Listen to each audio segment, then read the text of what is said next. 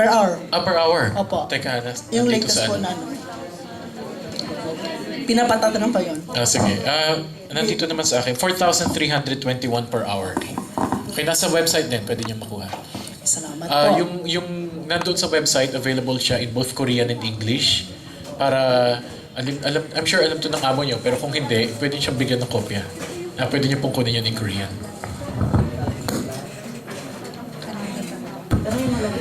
Sir, meron pa sinulat na yata to.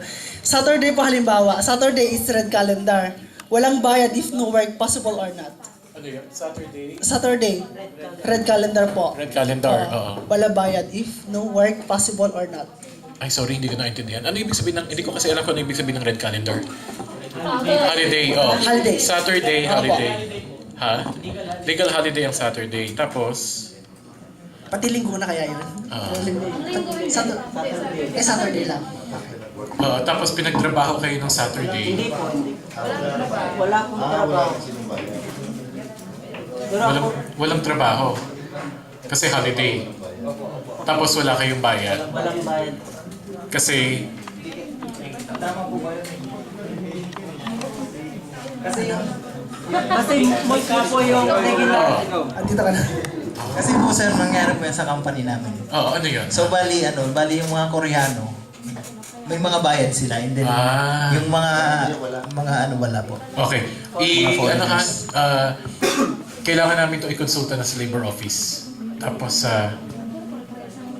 Roland, bigay mo yung contact information mo para pwede kang tawagan ng labor office. Pero usually, depende rin sa kontrata.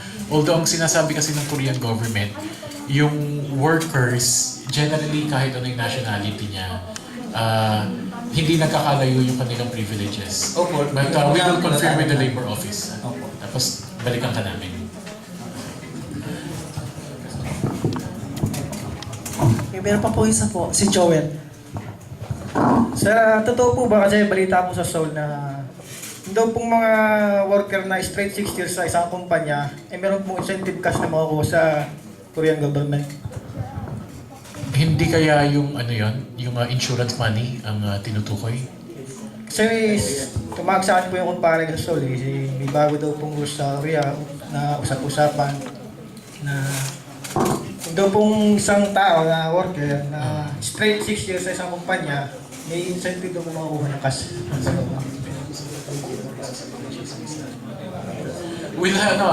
We'll get back to you kasi may nakarating din sa amin na kami naman daw embassy ang nagbibigay ng pera doon sa doon sa worker. We will confirm kasi ang alam namin, ang kadalasang tinutukoy, yung contribution nyo sa NPS na bago kayo umuwi, ibibigay ng South Korean government ng buo. Insurance. Yung insurance money. But as far as that is concerned, ako ngayon ko lang narinig, pero hindi ako taga-labor. So I will confirm with labor. Ganun din na mamaya kukunin ko lahat ng contact information niyo. Tapos for your information din, merong nagtanong kanina tungkol naman to sa SSS. Ang status ko po bilang SSS member ay OFW. Ang pagkakaintindi ko po ay pwede namin bayaran ang late na hanggang 6 months.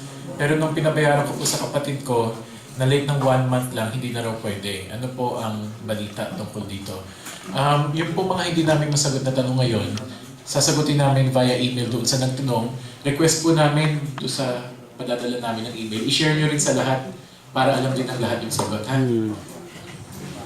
Sir, may follow-up po dito. Yung regarding po dun sa sahod per oras na 3,320. Kailan po nag-umpisa po yun, sir? This year. This year. January. Right. January 1, 2011. Late na tayo. Dapat na yung late na dapat tumaas na. Yan yung Kuya Max.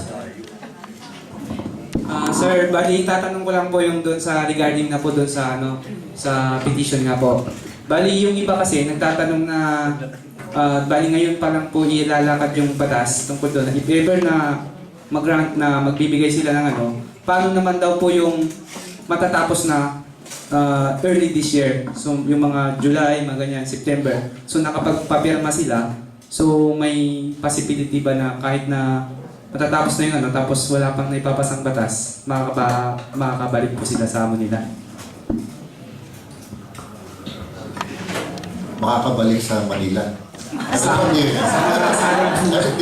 Hindi ba yun talaga? Sa amo po. Makakabalik sa amo. Halimbawa sir, yung petition ngayon, halimbawa, lalabas po ngayon sa taon na to. Pero yung mga nakapagpapirma, makakauwi na po ng mga before pa lalabas yung batas. So covered pa rin po pa sila sir. Halimbawa September. Kung ganito, kung uuwi na talaga sila, makakabalik pa naman, assuming na hindi pa overage na, makakabalik pa rin naman dito through undergoing the same procedure. Hindi po doon sa ano. Hindi doon sa hindi base doon sa petition na yun. Kasi Kasi ang petition na yun, that will take some time. Dahil yung extension ng sojourn from 3 years to ilan ba? 5.5 years. Kaya start lang eh. Bago lang yung batas na yun eh. Last year lang ata na-implement. So it will take some time. It will take some time dahil pag-uusapan pa yan sa Parliament. Kaya ang gusto ko nga sana mangyari, pumirma na kayo hanggat maaga, submit nyo na kay Moreno at nang maipadala kagad sa amin. So hanggang kailan po yung deadline ng submission ng ano po? Bali Na kay Moreno na yun, na, kung gaano kabilis niya na makukolekta lahat yun. And wala bang binigay ng deadline sa inyo? Bali ang ibinigay po sir is first week ng March. First week of March. So, tulungan nyo na lang siya sa pag-gather ng ano nito. But ang masasabi ko sa inyo, no, kasi ang sinasabi mo pinaktanong mo yung effectivity, di ba? Kung titignan natin yung naging petition ng mga spouses, hindi retroactive ang ginawa ng Korean government doon sa gustong maging dual citizen. Yung batas doon sa dual citizenship, sinabi nila magsisimula lang nung July 2, 2010. So if that is an indication, malamang hindi nila gagawin retroactive yung batas. Ganun ba sir? So, halimbawa sir, itong within this year, mapaprocess po ba in case na ganun? Yung batas. Yun na nga, ang mahalaga ay ma-submit kagad sa Parliament, sa Korean Parliament, itong mga petition letters na ito para ma-schedule na yung hearing at mabalangkas na yung batas. At ang mahalaga rito ay hindi lang Pilipino ang nagpipetition, kundi pati yung ibang lahi pa. Unlike yung sa dual citizenship, yung mga Pilipino lang ang nag-petition to. Opo sir. Maraming salamat po. Okay, thank you. Magandang hapon po, Ambassador. Itatanong ko lang po yung tungkol sa sweldo namin kasi po, di ba ang effectivity ng 320 is January. Ngayon po, nag-sweldo kami is itong January. Ang basic rate po namin is 4,220. Makahabol pa po ba kaya namin yung namin? Lalakarin ng labor office. So ba yung labor office po makikipag-coordinate? Makikipag-usap. Ay, salamat. Dapat lapitan mo ko after ha. Para makuha lahat ng detalye. Okay, salamat.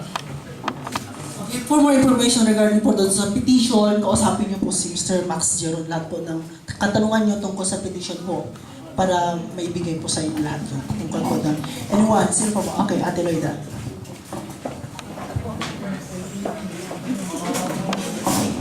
Good afternoon po.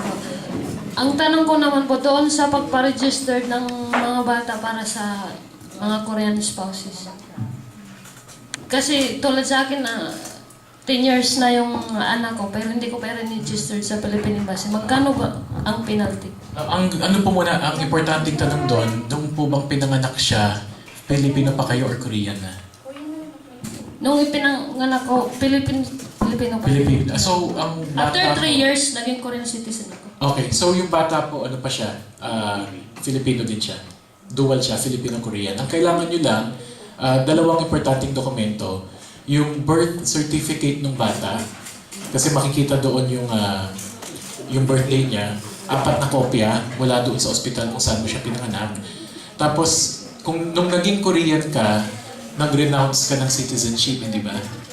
Sinabi mo na hindi ka na Pilipino. Meron yung Certificate of Renunciation. Nasa iyo pa ba yun? Opo. Okay, makikita namin dun yung date kung kailan ka nag-renounce. So makikita namin na pinanganak yung bata bago ka mag-renounce. In which case, Pilipino pa yung bata. Pilipino ka pa nung pinanganak siya. Ang kailangan mo lang, dalhin yung requirements ng report of birth. Dadalhin mo rin yung bata sa embassy. If you feel